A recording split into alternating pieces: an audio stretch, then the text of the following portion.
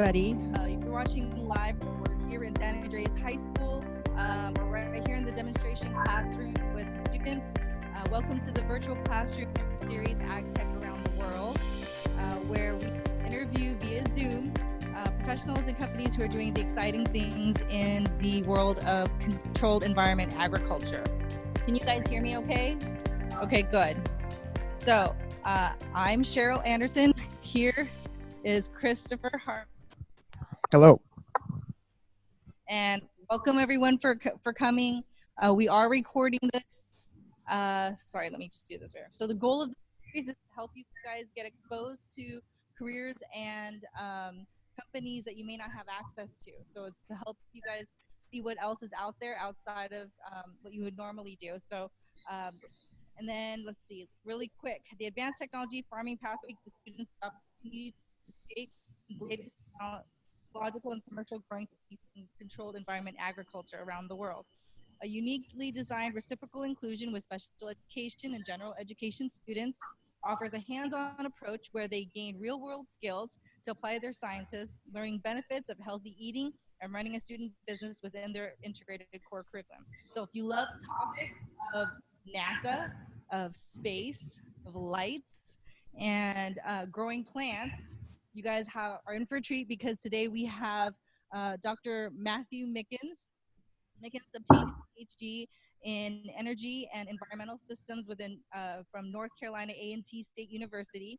His doctoral studies were funded by NASA by the NASA Harriett G. Jenkins Predoctoral Fellowship, which allowed him to fabricate photoluminescent compounds known as phosphors, which are a major component in white light-emitting diodes, which is WLEDs for short.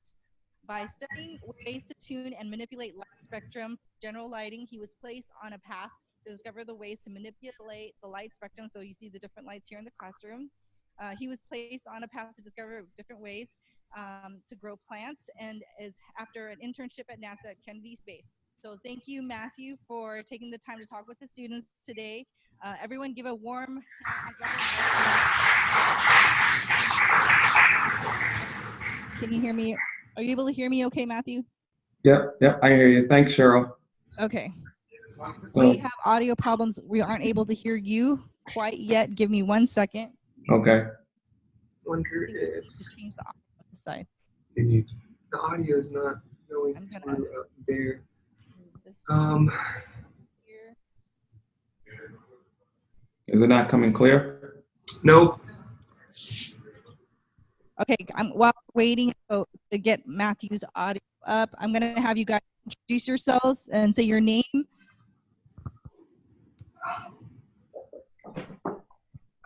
Hi, my name is Ruben. I am in San Andreas High School. Okay. I'm Matthew. I like that name. I Gustavo Garcia. Hello, my name's Artur. Okay, nice to meet you. Hi, my name is Gigi. Hi, Gigi. I'm David Paniagua. Nice to meet you, David. I'm Charles. Hello.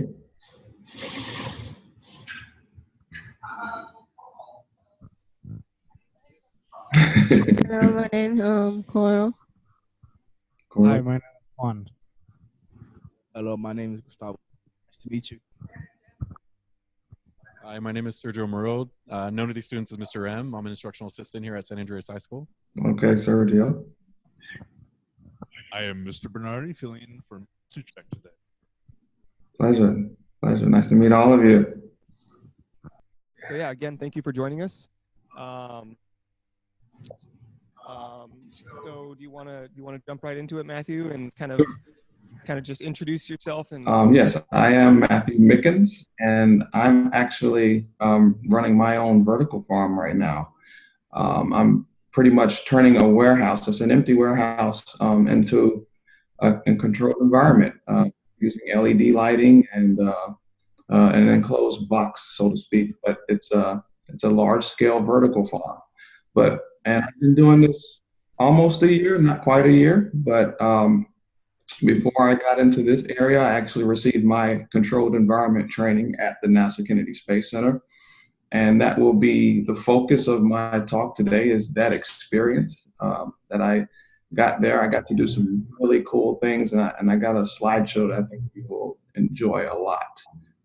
So without wasting any time, I'll go ahead and jump into those slides and see if I can share my screen here. So today I will be talking about growing plants in space. I actually heavily involved in that process, and I really got to do some really cool things as far as helping the academics in space. So the first question I guess I'll lay on the table is, why in the world would we ever want to grow plants in space? What would be, well, the first one should be pretty much a no-brainer. You know, our astronauts, they're doing really cool experiments in microgravity, but they eat. And so food, of course, is a primary reason.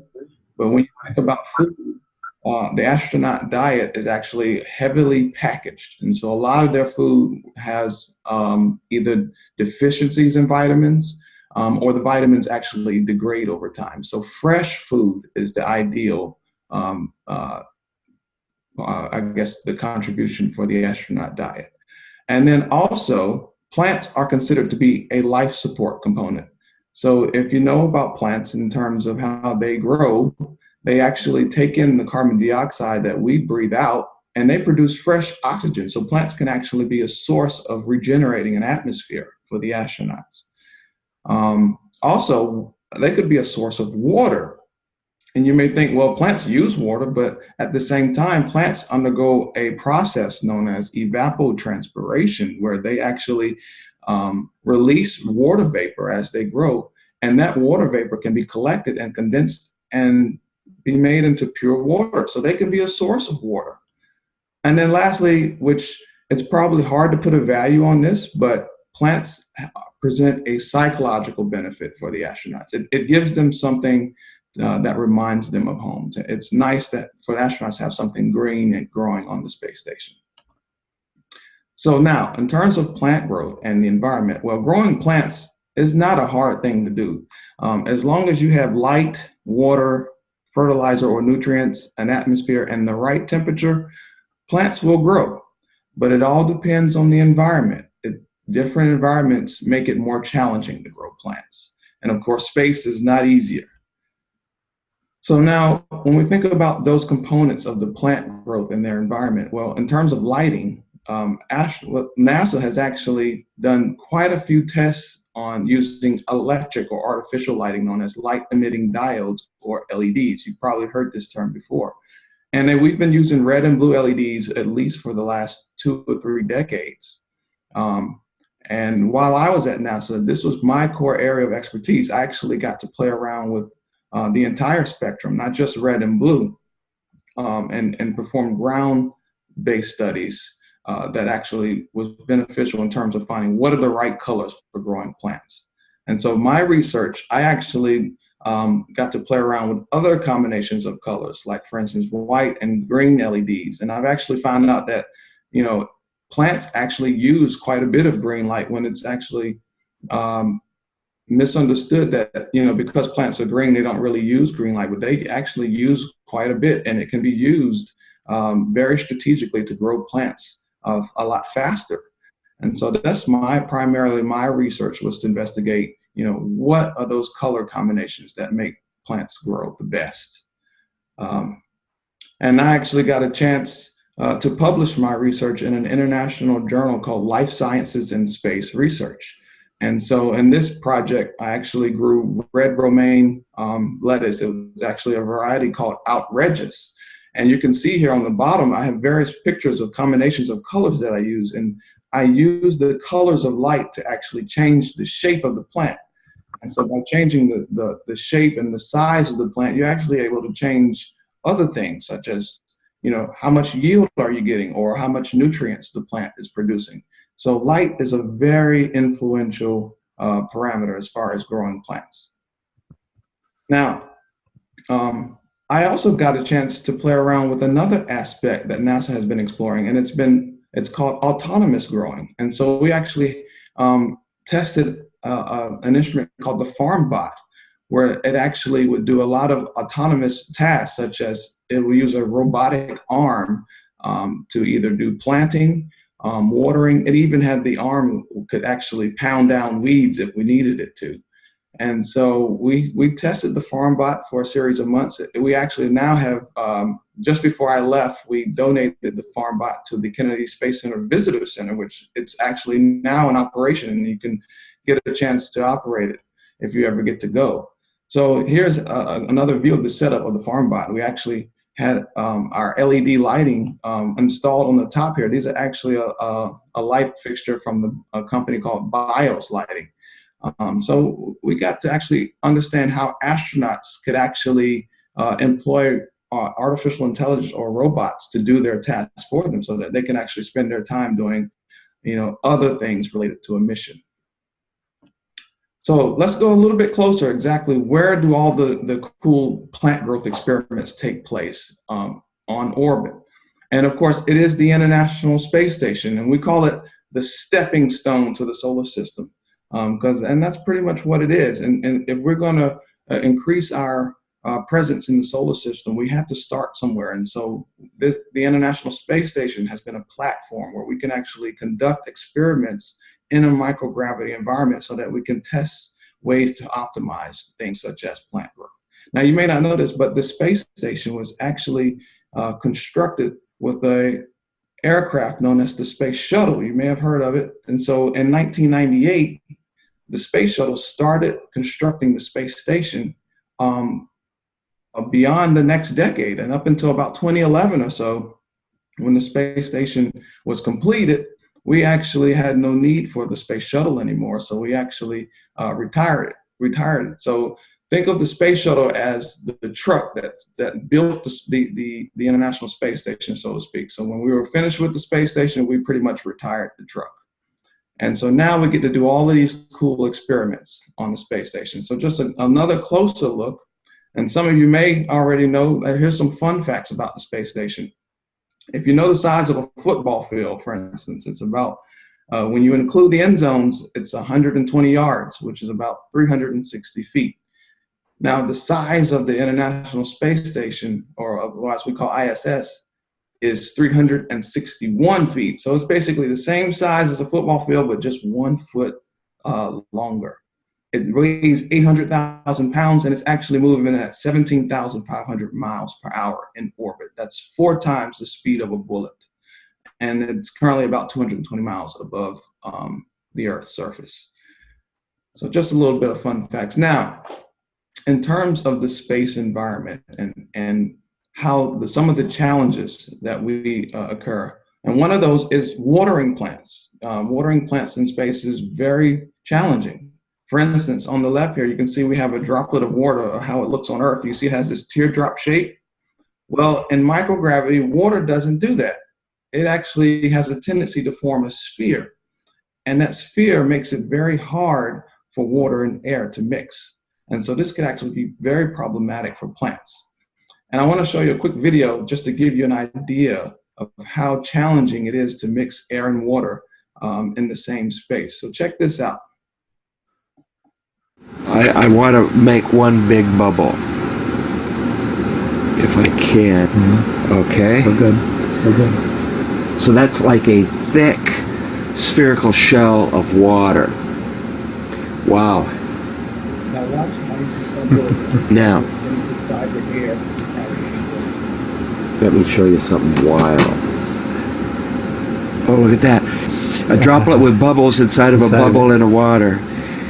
Oh, wow. And look how that's rotating, and the little bubbles in the droplet are going to the center. That's where I would go if I was a bubble. Wow.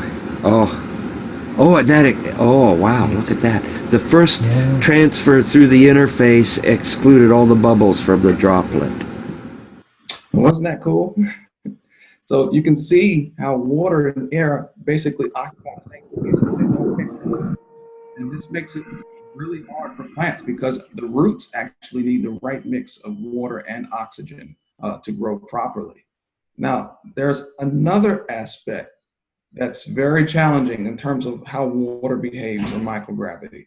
Water has a tendency to be sticky, and it can completely wet out surfaces. So I have another video here. This is actually Chris Hadfield. And some kids actually challenged him to wring a rag out in space. But I want you to see how the water behaves as he does this. Start wringing it out. It's really wet.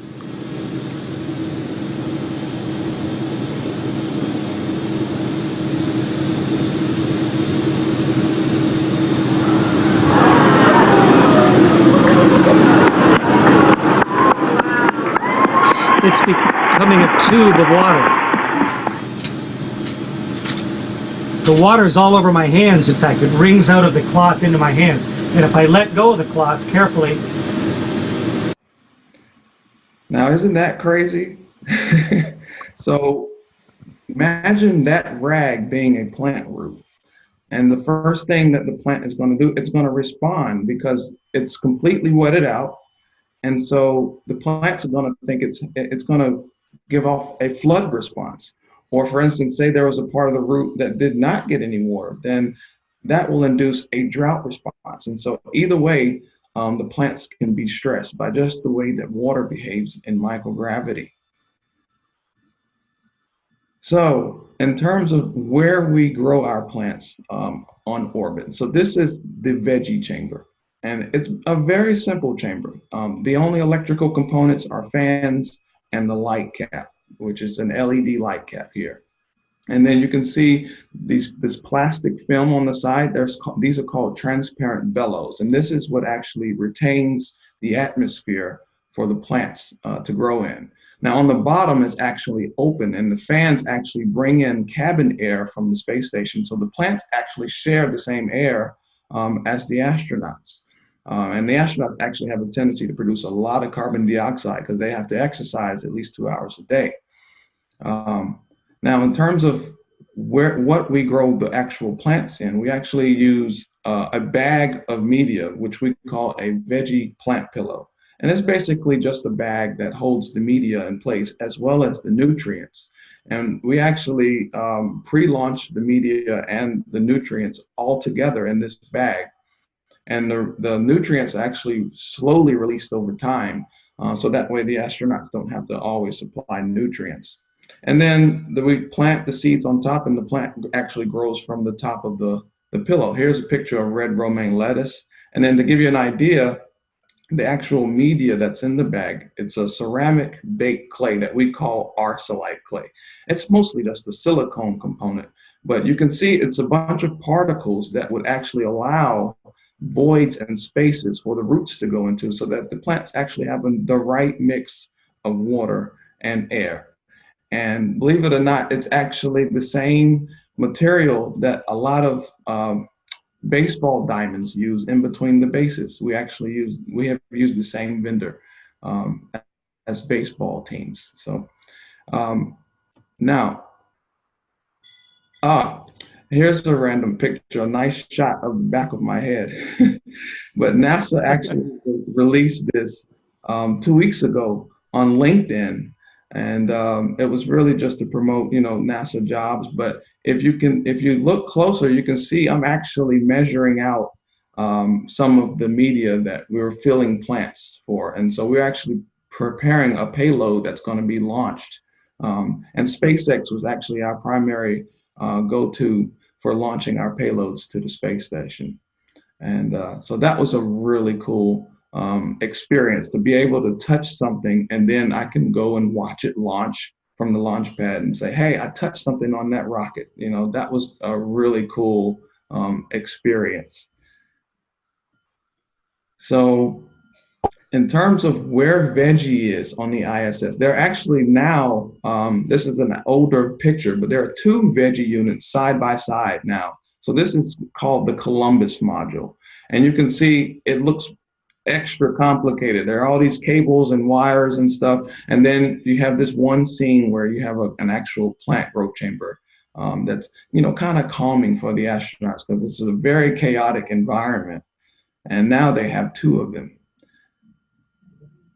Now, in terms of what happens on orbit, so the first thing, as far as the plant pillows, we actually launched the pillows with the seeds embedded in these little white pieces of material that we call wicking material. And it's a very hydrophilic material that wicks up water from the actual plant pillow. And so you can see in the middle here, we have the seeds here, and they actually are embedded there with a guar gum. It keeps them stable. And so this is actually 3 days after planting. We always plant 2 seeds per pillow, just in case, you know, something happens, maybe one of them didn't germinate right. And then after a week or so, we have little seedlings. And so we have 2 seedlings, and then on 7 days after planting, we actually thin each of the pillows by 1 plant. So we remove 1 seedling, and this is just so the 2 plants don't compete with each other, you know, for nutrients and water, and then they have plenty of room to grow. And then so after the thinning, you can see now we just have 1 plant here, and it's ready to go. And then another 3 weeks after that, at 28 days, our red romaine lettuce here, this is outrageous lettuce, it's ready to be harvested. And it's perfectly nutritious. It's very clean. There are some cleaning protocols that our astronauts use as far as before they eat. They usually will take leaves from the lettuce, and they use what are called Prosan wipes.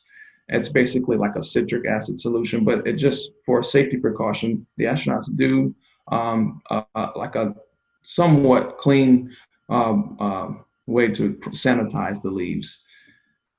It's just as a precaution. And of course, our astronauts, they love it. They love the plant growth experiments. And here they actually toasting lettuce at a harvest. This is Scott Kelly on the right here. We have Chell Lindgren and Kenia Yui on the left. They actually got a chance to put a little bit of extra virgin olive oil and some vinegar on the leaves. And yeah, this was actually, I can't believe it. It was 4 years ago when they did this. So we have come a long way. Now, other than lettuce, we've actually experimented with flowering crops. So one of the things that we have our goals on is crops like tomatoes and peppers. But before we got to that, we tested zinnia flowers. And so this was proved to be one of the main challenges that the astronauts had to come across. And so here you have on the left our pillows that were on orbit, and then we grew a control set of pillows on the ground. And so they were actually growing side by side, give or take a day or 2.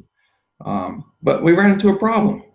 So the zinnia flowers on orbit were actually attacked by mold. And so there was actually a malfunction where the fans in VEGGIE, they weren't working right, they were malfunctioning. And so what happened, there was some leaves or some water that kind of collected on the leaves. And then after a certain amount of time, mold began to grow. We don't know where it came from. Most likely it was mold that was already there on the space station. But we did lose some plants. You can see these 2 in the top right. We did lose those. And then we would ultimately lose the 2 bottom plants as well. But Scott Kelly, actually, he took the lead. He did some tweaks. He put the fans on high. He removed the affected plant tissue. And it looked like these 2 plants on the left here actually had a shot to make it through. And so the flowering process took maybe 70 days or so. But lo and behold, those 2 plants that survived, they did make it through to flower in microgravity. And so we were all super excited about that, but I highly doubt we were more excited than Scott Kelly himself. As you can see, he actually took the zinnia plant out and he flaunted it around the space station. Here it is, a picture of the zinnia flower in the cupola window, getting a glimpse at the big blue earth behind it. And but this was a very monumental occasion. He let the flower kind of just go in microgravity. It almost looked like it had its leaves outstretched like they were wings, and it was all, flying, saying, I made it through, I survived.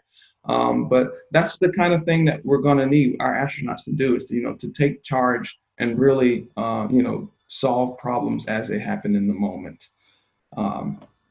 So after that, one of the other cool things that I got to do is they launched back the seeds to the surface. And at Kennedy Space Center, we got a chance to look at the seeds, the moldy seeds under a microscope. So here's another video of a highlight that we got. So take a look at this one. Hi, I'm NASA Kennedy's Chris Chamberlain, and I'm taking you inside KSC. Zinnia plants returned to Earth from the International Space Station in May were carefully unpacked inside the VEGGIE-01 lab in the Space Station Processing Facility on June 21st. Scientists removed the seeds from the station plants, as well as the seeds from the ground control experiment. Germination tests will be performed to see if any of the seeds could be used for future plant growth experiments aboard the space station. So I thought that was really cool to be a part of, just actually saying, being able to touch something that was in space. And we did do some germination tests, but a lot of them did not turn out well for whatever reason. And but a lot of people look at that last clip and say, "Why do you look like that?" And I'm like, "Well, I was holding a capsule of seed. There's only so many ways I could pose." So it was really cool to be a part of that. So some other things you may be wondering, well, what other crops have been grown in VEGGIE? And so I just kind of put together a little display. So we actually have grown some Chinese cabbage has been grown. I think Peggy Whitson was the astronaut that did that. We've grown some Mizuna mustard here, red Russian kale, dragoon lettuce just last fall. And then earlier this spring, they just wrapped up around growing wasabi and dwarf pak choy. And so the astronauts actually have been requesting that could they grow spicier crops, because what happens in microgravity, the astronauts actually lose their sense of taste a lot because there's a fluid shift in the brain. And so they were asking for, what can we get some more flavorful crops? So we actually launched up wasabi and let them grow that. Now, in terms of other plant chambers, we on board the space station, the advanced plant habitat, and I believe we actually have 2 of these now. This is actually the Cadillac of growth chambers, so to speak. So, and it has a little bit more control and automation. It has 180 sensors, and the astronauts could actually control the light spectrum as well as the watering events. And so this is really the first step to having a more advanced capability at controlling the environment. And all my research that I did as far as studying light spectrum was basically targeted towards this particular platform because it has several colors of LEDs. It has whites, RGB, and far red. And so all of the light recipes that I kind of put together were geared so that the astronauts could use this platform for that. And so with that being said, that concludes my presentation. And so I'll take any questions you have. And again, I want to thank all of you for your time and attention. Yeah, awesome. Let's give them a round of applause, guys. All right, students, do you have any questions? Hello, my name is Gustavo Estrada, and my question is, do plants grow quicker or slower in outer space? Well, it's, of course, with any controlled environment where you have control over all of the parameters that are needed for a plant to grow optimally, the plant's going to grow faster. And so because we can control the environment in space, the idea is for plants to grow faster, but you have to also realize that the astronauts, even though they have an incredible set of skills, they may not be as trained with, taking care of plants as we are here on the ground. So for instance, they may, not water them as much. So if anything, if the plants do grow slower, it's more attributed to human error as opposed to just the process. So, yeah. Anybody else have a question? Hello, I'm David Paniagua, and I am in Ms. Paschek's class for Advanced Technology Farming. And my question is, was growing plants in space a difficult job, or was there no problem at all? Well, as you saw in the slides, we've had our challenges. And of course, the main challenge is the water delivery. Even the plant pillows themselves, they have shown to grow plants successfully, but there's room for improvement. And so there are actually other routes of water delivery that NASA's testing. They started testing before I left. There's a hybrid hydroponic system that they've been testing and just trying to figure out, how can we better solve the mechanical issues with getting water and oxygen to the plant roots. So yeah, there's always room for improvement. All right, Cheryl, you have some more pre-recorded questions for us? My name is Barbara Pasishek, and I'm the program specialist and demonstration teacher for the Advanced Technology Farming Pathway. And I wanted to know, by growing plants in space, would we see any biological differences? And I'm interested because of the study on the twins, Mark and Scott Kelly, where Scott Kelly is an astronaut and his brother is not. And in an article from NASA, it revealed that some of his genes were said to have been altered. So there are some differences that have been studied as far as definitely more differences in terms of how the roots grow. Usually roots they use gravity, to grow downward.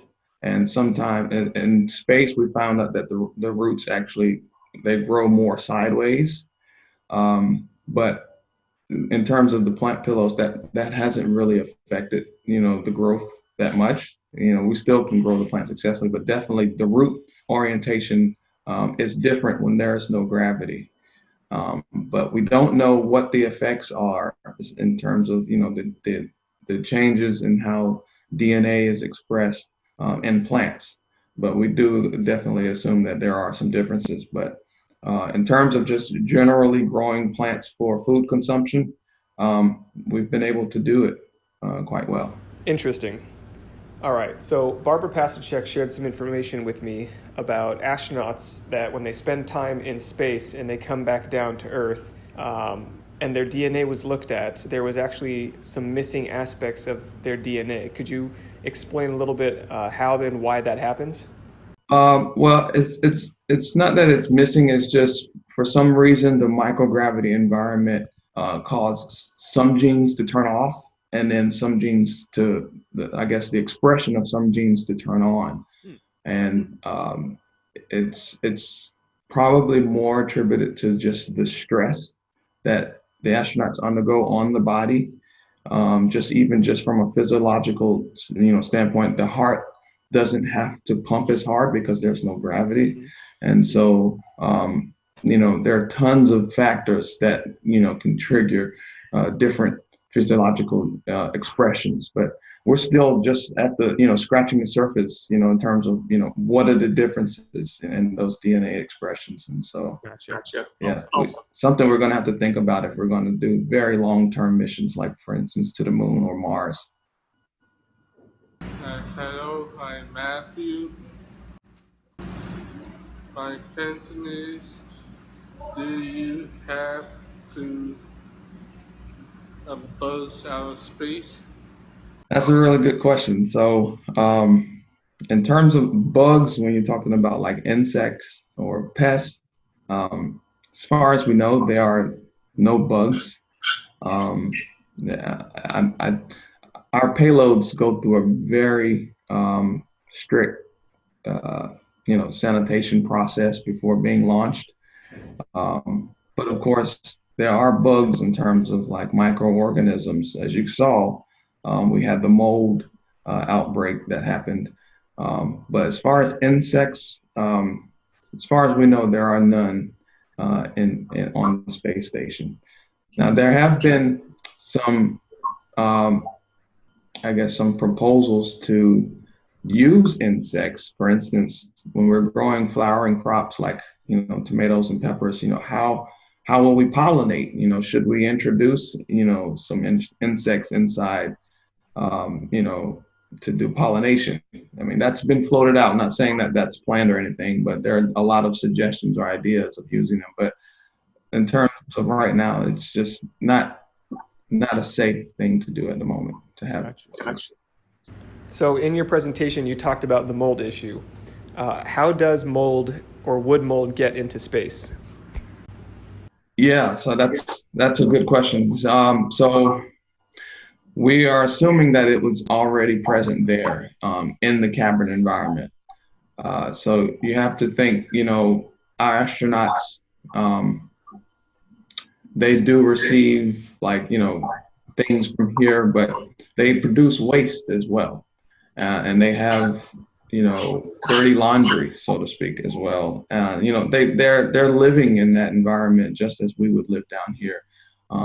And actually the waste, for instance, dirty clothes or dirty laundry is actually launched back down.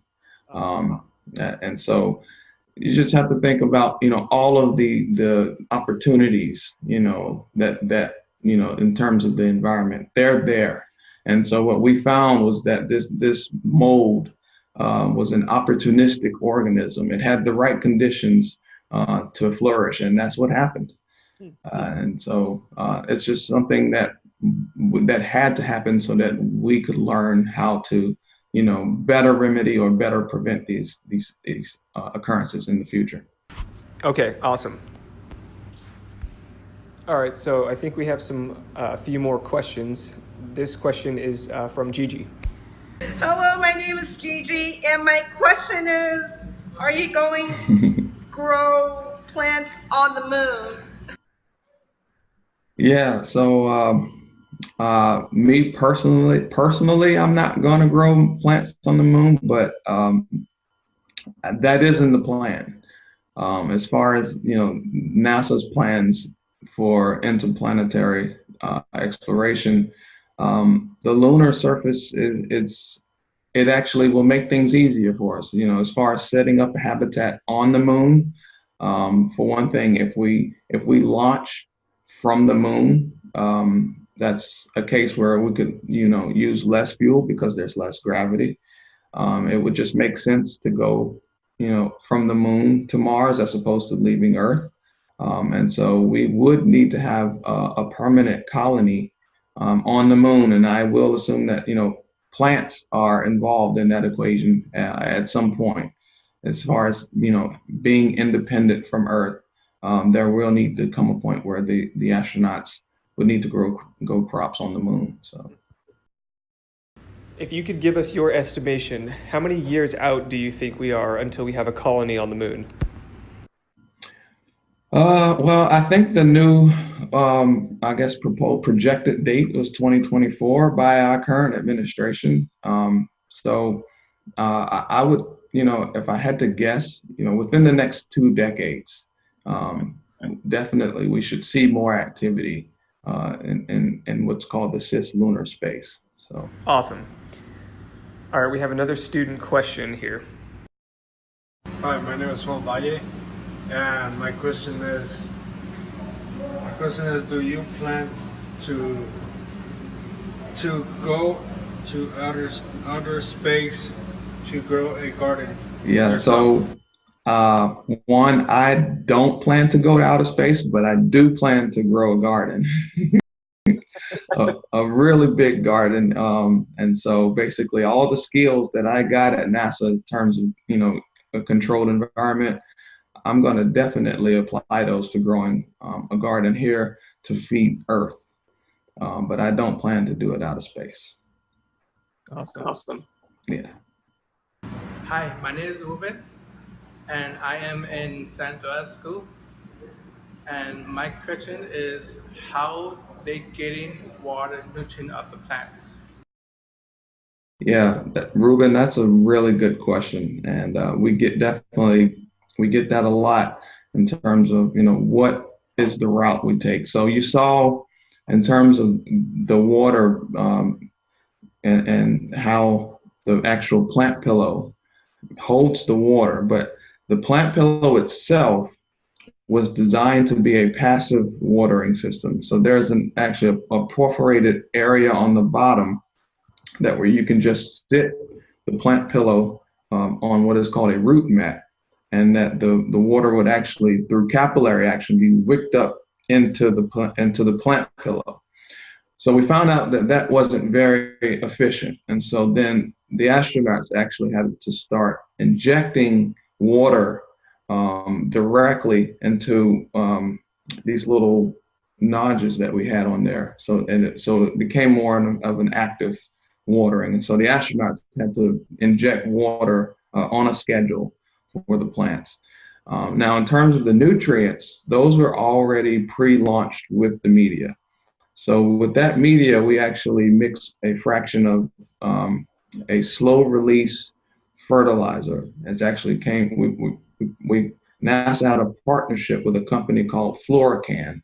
And so there are these little polymer coated beads that have all of the nutrients inside. And then over time, as they degrade in the water, then they release the nutrients slowly into the medium. And they're fully biodegradable, and they've worked wonders for us. And we can actually, preset the nutrient recipe, before we launch it. And so everything's already pre-mixed. Okay. If a student was interested in doing work similar to what you've done at NASA, what skill sets would be beneficial for them to start working on to achieve that goal? Well, definitely in terms of growing plants, a horticulture background is a plus. Any kind of plant science or botany or even agricultural science, definitely all those are valuable. But when you think about the other issues that I brought up in my presentation, the engineering side also has so much potential. How do we, control all of these different parameters? Even though, growing the plants is one thing, but, we have to, make sure that the environment is maintained. And so engineering, mechanical engineering, all of that is just as important, and since water delivery is probably one of the, the most challenging aspects, I would definitely encourage engineering aspect as well. But also there are some room for are some capabilities in computer and analytics. I know there are several groups that are talking about how do we use plant growth data and modeling and use that to predict plant growth, as far as what is that ideal environment, or what aspects that we need to, or recipes we need to configure so that we can have the perfect crop. And so definitely, data mining is also another aspect. So it's very interdisciplinary in terms of, what fields you could use to get on this pathway. Okay.